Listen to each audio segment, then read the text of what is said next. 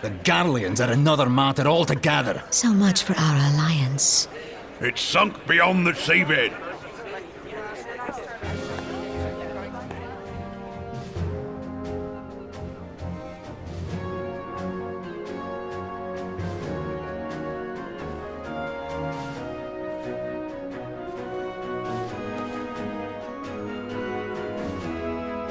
Brothers and sisters of the sea, hearken unto me. Look upon this, our mighty crimson standard, and tell me your hearts do not swell with pride.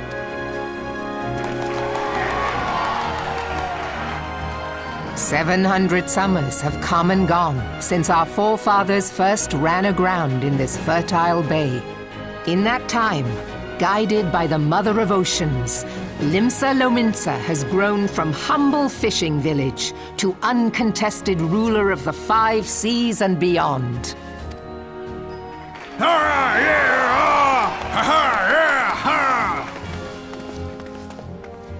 Did you look as the Admiral bid you?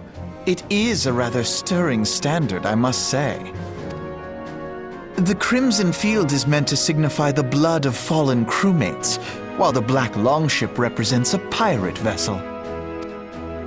When the Garlean Empire marched upon Eorzea, we assembled beneath the Maelstrom standard, and our grand company was reborn. All answered the call, from the Knights of the Barracuda to Hilfir's bloody executioners, and together we met our would-be conquerors upon the field of Cartano. That day, the world bore witness to the united strength of Limsa Lominsa. I swear to you no army ever fought harder or with more courage, yet many of ours did not survive. Join me now in remembering those who fought in the name of freedom and fell. May their souls be returned to the sea.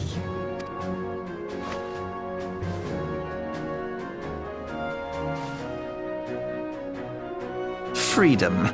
Yes, they have always been rather fond of their freedom. Much as the beast tribes have. Small wonder. Beneath the surface, one would struggle to tell them apart. It has been 5 long years since the calamity struck. 5 long years of tireless rebuilding. Yet still the wounds of the calamity fester and weep. But when I stand atop the mizzenmast and gaze out upon our battered and broken vessel, I see an undying spirit.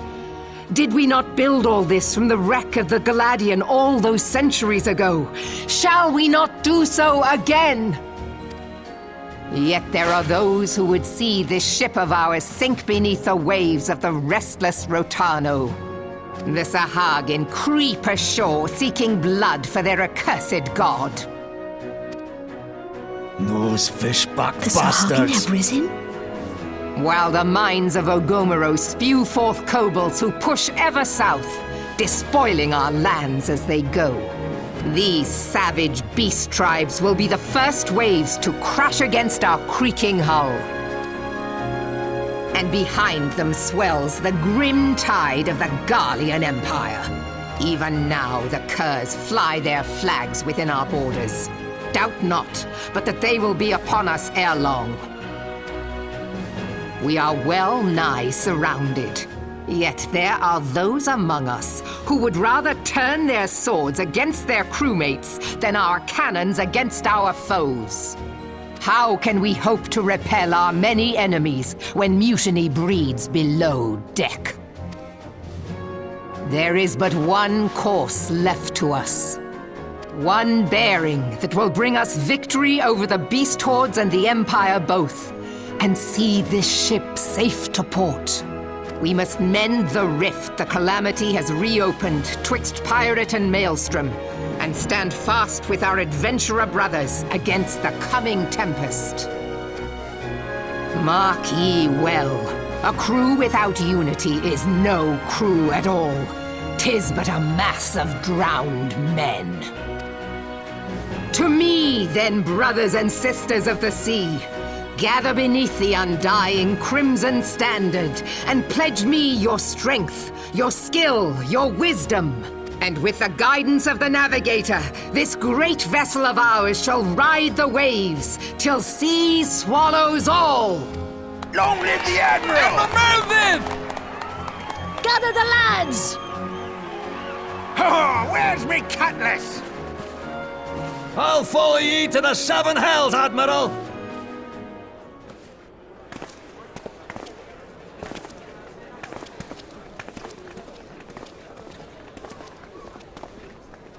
Fancy meeting you again.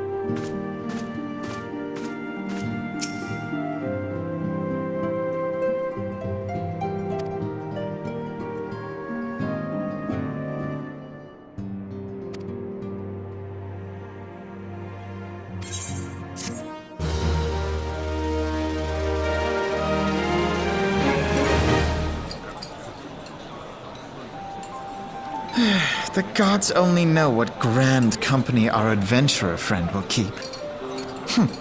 The wheels of change are in motion regardless. Brother, are you certain this course is best? Whatever do you mean, dear sister? The so-called remembrance ceremonies were little more than standard waving rallies, as though the Calamity and Seventh Umbral era warranted scarcely a mention.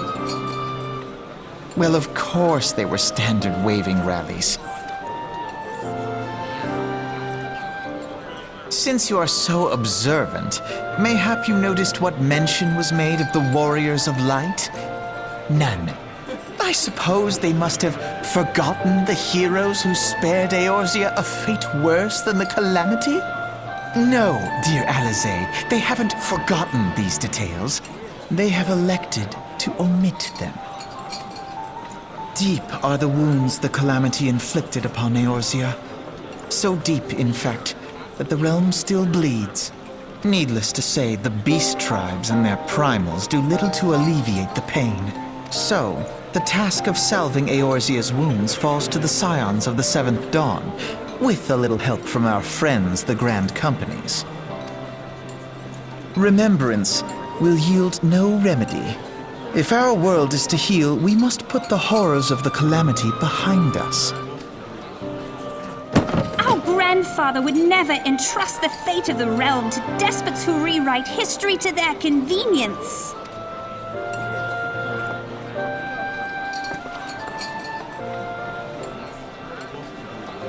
There must be another way to cure what ails this world, and I mean to find it. You are most welcome to try. Our paths may differ, but our destination is the same. In time, I dare say we will see eye to eye. I should hope so. My lady! We are to escort you! Hope does not come into it. We share the burden of this fate, dear sister, and will prevail together or not at all. The salve will serve not only to close up our present wounds, but prevent old ones from opening anew.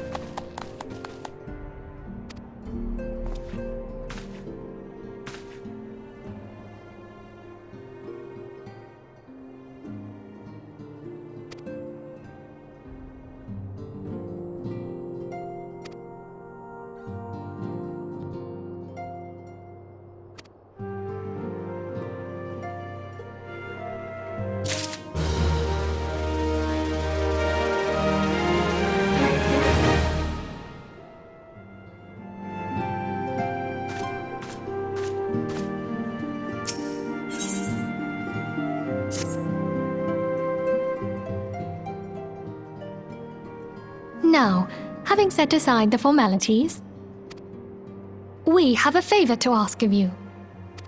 Eorzea, have the documents arrived from the students of Baldessian? Aye, my lady. They arrived but recently. We have conducted a study at the behest of the Order of the Twin Adder. Papalimo, Ida, a synopsis if you would. Our task was to survey the behavior of the Sylphs, a beast tribe indigenous to the Twelveswood. Oh, how to describe them. They look like gisselcreens, floating ones, that worship the primal Ramu. Ahem. Though technically a beast tribe, Sylphs are blessed with a comparatively personable demeanor, conducive to peaceful communication. Offering us an invaluable opportunity to learn what the beast tribes know of the primals. While Ramu's existence is well documented, the Sylphs do not, or perhaps cannot, summon the primal any longer, insofar as can be ascertained. Until such time as we know, it would be unwise to assume that the threat posed by the primal has passed. Which leaves Gridania with the added worry of not knowing what they should be worrying about. In that regard, they are hardly alone. What we can say with absolute certainty is that Gridania has its hands full fending off Garuda, who, I need hardly remind you, is among the most savage and terrible of all known primals. In short, it is essential that we approach the Sylphs in as diplomatic a manner as possible. Words and actions can be misconstrued. The only sure way to communicate our intentions is the echo. Winning the Sylphs' favor may well bring us a step closer to mitigating the threat of the primals. Will you help us? I am grateful. Lovely. Well, as much as I'd like to help, I'm afraid I would be of little use to anyone in Gridania. A veritable babe in the woods. Ida and Papalimo, however, should be able to see the forest for the trees. Is that not so, Minfilia? Indeed. You are willing? Leave it to me. Us, Ida, us!